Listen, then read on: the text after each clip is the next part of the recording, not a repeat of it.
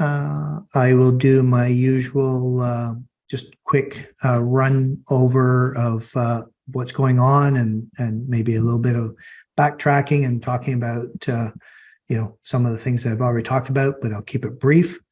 And then we'll get to questions, okay? And thank you very much for joining, and welcome to the COIS ADMN 1620 office hours. Just a quick reminder to anyone that has joined for the first time now or is watching their very first office hours video somewhere down the road after this live session, that there are two things that have to be done in order to be able to see the quizzes. And that is the academic integrity module has to be completed. That is a course. It's found under courses in Blackboard, just like 1620 is, or any other course that you have. There'll be an academic integrity module. You may well have already done that. If you've done it this school year, you don't have to do it again. In fact, I don't think you can do it again, but please follow the instructions, submit a screenshot through Blackboard, through the assessments portal to show me that you have done it, okay? Please look at the example that I've done.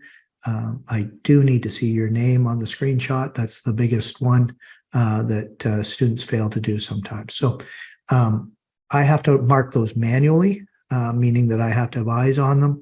So if you are in the situation where you're looking to do the quizzes for this module and you can't see them yet, and you need to submit your academic integrity module in order to see them, do not wait until 8 o'clock on Friday, because I likely won't have a chance to review them. If I'm up and not busy, I will, but don't count on it, okay? So do that as soon as possible. They were due about 3 weeks ago at this point. So please get them into me. I will be happy to mark them and therefore at least partially unlock your quizzes. The other element of that is the course requirements quiz. There are 20 questions that you have to get right. The answers for those are found primarily in the syllabus and secondarily in the resources that I've provided under course content general as to how to do APA. Now, I noticed there's been some conversation in our discussion board, in our group discussion board, helping people with that. So if you're still struggling with that, you may want to look in there as well as another source. I'm not going to give you the answer. I'm expecting you to do the research and know that. So those are the two elements, as a reminder, that you have to do in order to see the quizzes. The practices are always available, the discussions are always available, but the quizzes are not, okay, until you've accomplished those things. If you want a more detailed treatment of those, look at Office Hours 1. I spend a lot of time doing it there, or ask during a live session like today. So anyways, I'm going to move on because I think the vast majority of people that are here live have already accomplished this. If not, you guys will ask me questions that will lead me in the direction to talking about it more. We are in, like I said, Module 2. I'm just looking at the syllabus here. Our chapters that we're looking at in Module 2 are Chapter 3, Chapter 4, and Tech Guide 1. There are practices for all three of those elements. There are quizzes for all three of those elements. So there's always a bit of confusion that Module 2 has just a Quiz 2. It does not. It actually has Quiz 3, Quiz 4, and Tech Guide 1. Okay, so that's why the syllabus says quizzes, plural. So in this particular case, in the first module, there were only 2 chapters that we covered. In this module, there are 3 chapters, 2 chapters in a tech guide if you want to be technical, but I call that 3 chapters. So in addition to doing all those 3 practices and all those 3 quizzes for the module, there's a discussion that's due as well, and that's discussion 1. Okay, so I think that's all that I want to cover in general. I'm going to start scrolling through the questions. I see a bunch of questions come up, which makes me very happy. I will deal with these and hopefully help everyone out here.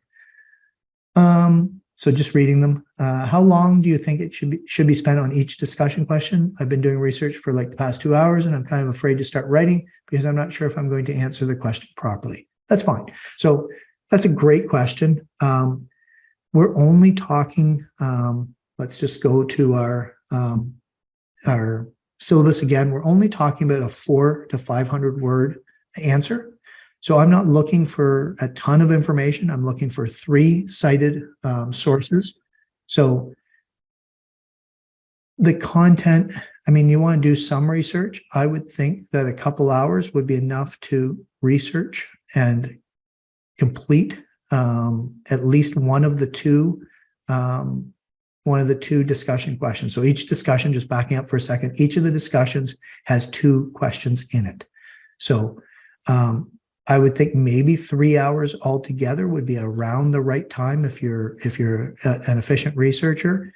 And I would go an extra step. I would spend that time and I would try and draft it, and then I would try and revise that. I'd at least do at least one revision, read through what I had put down, and revise it and make it just a little better. Watch for spelling, grammar, shorten it down, make sure there's not a lot of fluff in it, that sort of thing. It's an individual question though, right? Some people write fast and other people do not write as fast. So I wouldn't expect you to spend 10 hours doing it, but if you spent 3.5 or 4 hours, that would be I would say on the long side. I wouldn't think that you'd want to spend a whole lot more than that. Again, it's only 400 or 500 words. So that's not a lot of information to put down, meaning that you can't do that much research because you just don't have enough space to put that information down. Remember, when you're working with the discussions, you can save them at any time. But once you submit it, you're done. That's it. I don't have the ability to reopen because it's a random pool of questions. And if I gave you another attempt, you'd have a whole different question. So I'm not prepared to do that. So just be careful on that. Please do save it and resume it. Make sure you submit it before the deadline. But yeah, go ahead and I would think three-ish hours would be lots to do those 2 questions, which is a total of 800 words, 800 to 1,000 words of writing. Okay. Hey there, on the syllabus it says that practice 2 and quiz 2 are due tomorrow, February 3rd. The links to those assignments are no longer available for me though, as I cannot access the module 1 folder. So I kind of spoke about that. The module 1 has had quiz 1 and 2 in it. So that was from chapter 1 and chapter 2, practice 1 and practice 2 in it. Again, practices from the first and second chapter. So hopefully that makes sense. Module 1 does not mean chapter 1. Module 1 means chapter 1 and 2. So there's quizzes and practices for each. Module 2 is 3 and 4 in Tech Guide 1. If you scroll down further in the syllabus I'm looking at here, module 3, which is going to start after Friday, we're going to be on to chapter 5 and 6 in Tech Guide 2. Okay, so it's not, we've only got 6 modules, so we're obviously covering way more than 6 chapters in the course. Okay.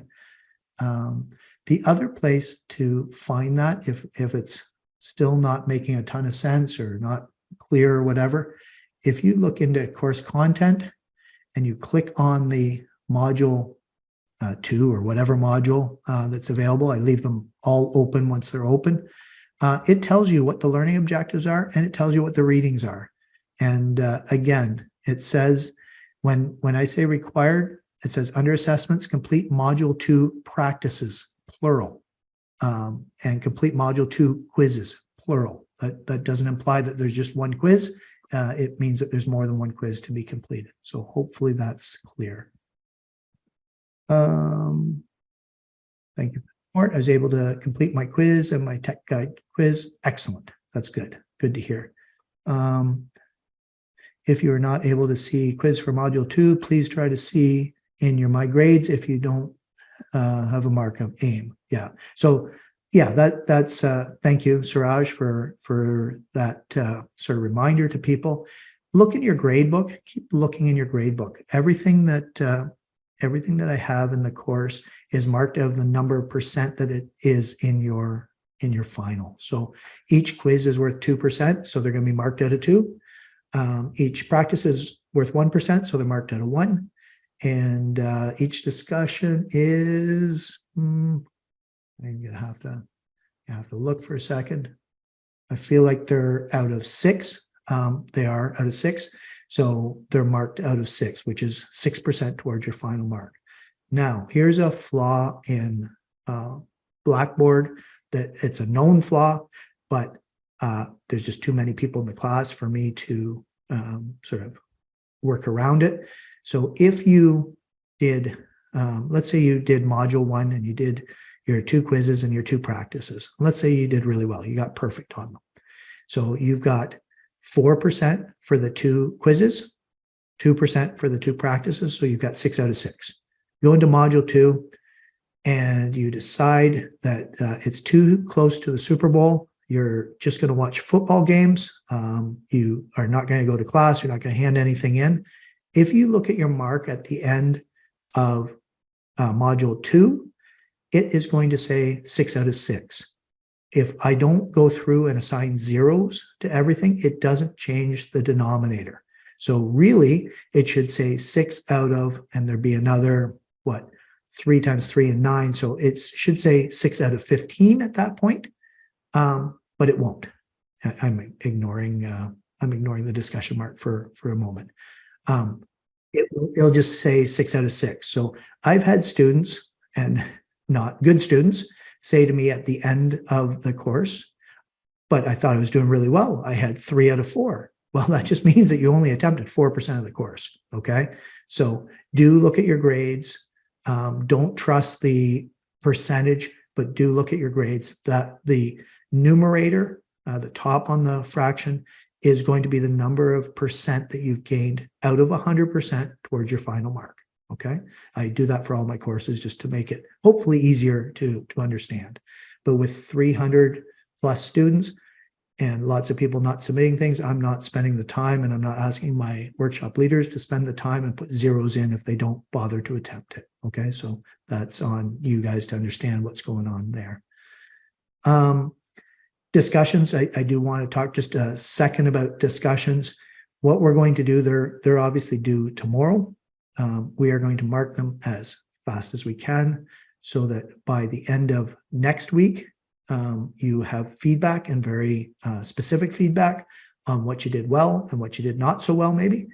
And that will allow you, before you submit your discussion 2, which is part of module 3, that will allow you to see the feedback. But you have to go into your grade book and, well, actually, sorry, in the case of the discussions, you have to go into the assessments. I'm just going to navigate there, make sure I'm giving proper advice.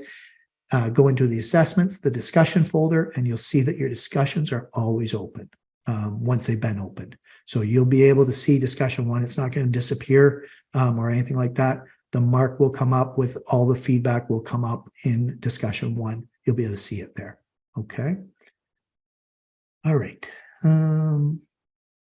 See if there's, take a break, all this talking.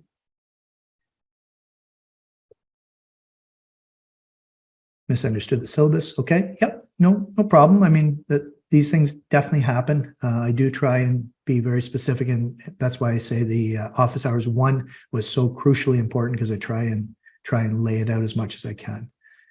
Just wondering about the type of sources you're looking for as references in the discussion, i.e. journal articles, websites, course content, etc. I leave that pretty wide open, Catherine. Thanks for a good question. I leave that pretty wide open. What I do say is that the quality of your source matters. And what I mean by that is, if you were talking about Nike and you're quoting stuff from quoting or paraphrasing, preferably paraphrasing, right? Paraphrasing content from the Nike website, that's a terrible source. Okay, that's a terrible source. It's not an impartial source assessing Nike's ability. Of course, they're going to say they're terrific. It's Nike. So I hopefully that illustrates my point. The highest threshold of anything, and you may never use that in this course, is of course peer-reviewed articles. So start on Google Scholar and work your way down from there. Can you reference YouTube videos? Sure. If they've got some sort of credibility to them? Yeah, absolutely. Can you reference blogs or whatever? Yes, but start with the better sources. Start with someone that doesn't have anything in the game, that's an impartial reviewer, not someone that's, for instance, reviewing, like say the subject was about Nike shoes or shoes in general. If you're quoting from someone who's doing a review, again, quoting or paraphrasing, preferably paraphrasing. If you're paraphrasing from someone who does a review and then gives you a link to where on Amazon you can buy that shoe, that person is not an unbiased source, right? They have money in the game. They're trying to make money from doing these reviews. So we're looking for ideally scholastic sources, impartial sources, that sort of thing. But the nature of these discussions isn't likely to allow you to use a lot of peer-reviewed articles. But keep that in mind, and keep that in mind for future endeavors where you're doing writing. So I know I've kind of been very general in my answer. The succinct answer is use any source you want. Try and use the best sources that you can. Okay. Hopefully that answered your question, Catherine. Do we paste both questions? So, Tariq, do we paste both questions in the same text box for the discussion? Is there a specific way you want us to separate them if this is the case? Just, yeah, a couple line spaces is fine, Tariq. That would be absolutely fine. Yes, they have to go in the same. There's only one text box. So that's just kind of the nature of the way the question works in Wiley Plus. So we've only got one text box. I want to keep, because the questions are related, they're all both related to the same article. I want to keep them together. So yeah, just put a couple spaces between them. You can denote them 1 and 2 if you want. You can copy the question and bold it in top, whatever you want to do. Please do use paragraphs. Make it well structured and everything else. So hopefully you're using paragraphs, and maybe you put a title question 1 and a title question 2, whatever you feel is appropriate, so that, don't make me guess though, right? Don't give me an answer that's 4 paragraphs long and make me guess whether the first 2 belong to the first question, the second 2 belong to the second question. Denote it in some way. Okay. Hopefully that answers your question, Tariq.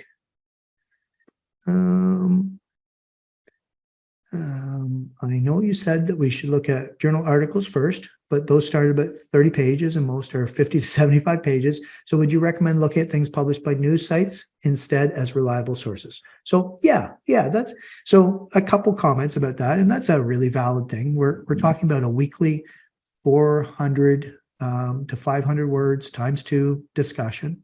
So we're probably not going to spend too much time reading 100-page case studies or whatever.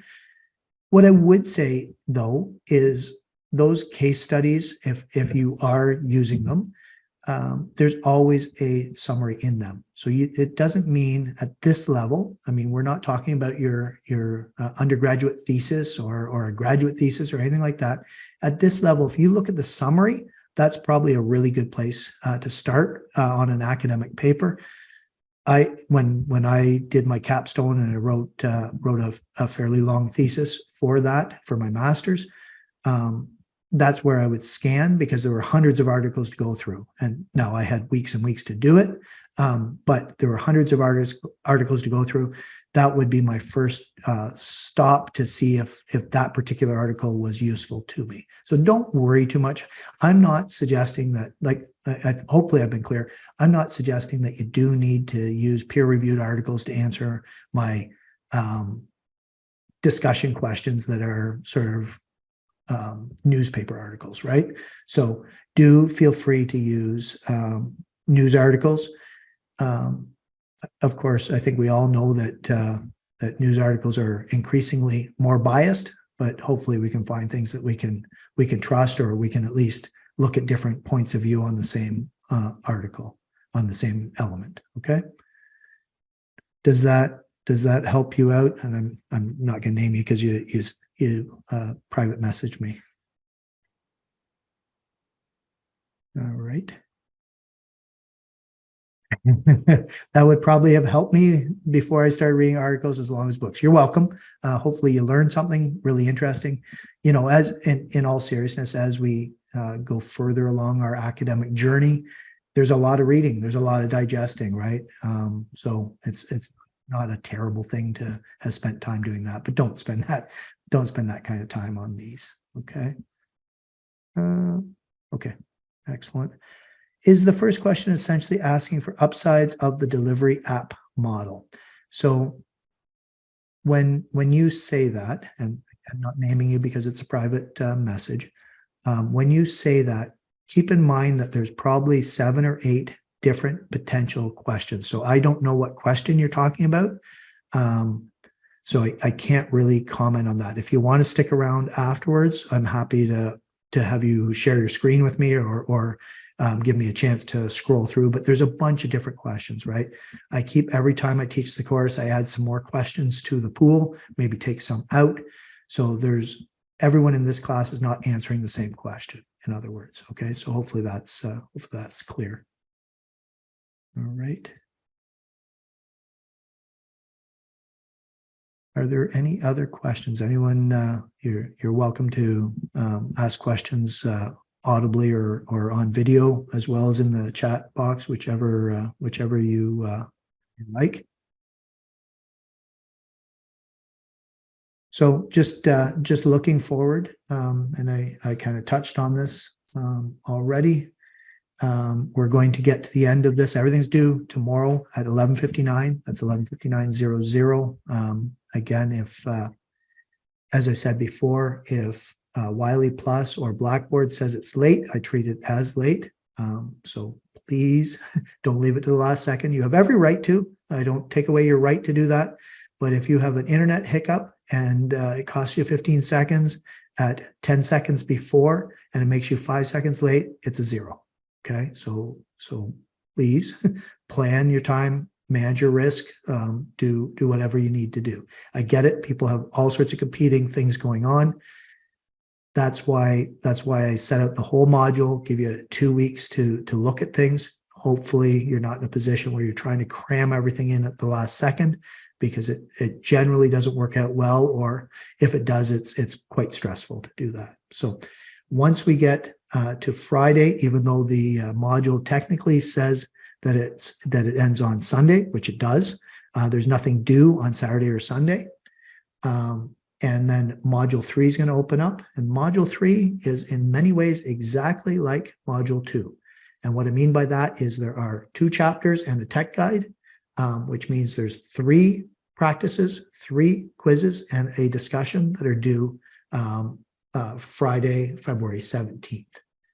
Okay, so once you've got the rhythm here, module 1 was a little different because you had to get those, the academic integrity module in, you had to get the course requirements quiz done, and you had 2 chapters to work on and no discussions. Now for module 2, 3, 4, and 5, you're going to have 3 chapters, each module plus a discussion. Okay, so we're on the rinse and repeat type cycle, just changing chapters. Okay. All right, guys. Hopefully I've answered all the questions fully. If you want to stick around, you're certainly more than welcome. I will talk to people individually. If you are done, please get on with your evening. Thank you for taking the time and caring about your course enough to come out to the office hours. Again, if you can't in the future, please watch the video. Take the video is going to be less than half an hour. Take the half an hour to watch the video in case there's something in there that can help you out. Okay. But thank you very much. Thanks for great questions, and good luck tomorrow in your submissions, and have a good weekend. Thank you very much. And I'll stick around in case anyone wants to talk to me privately.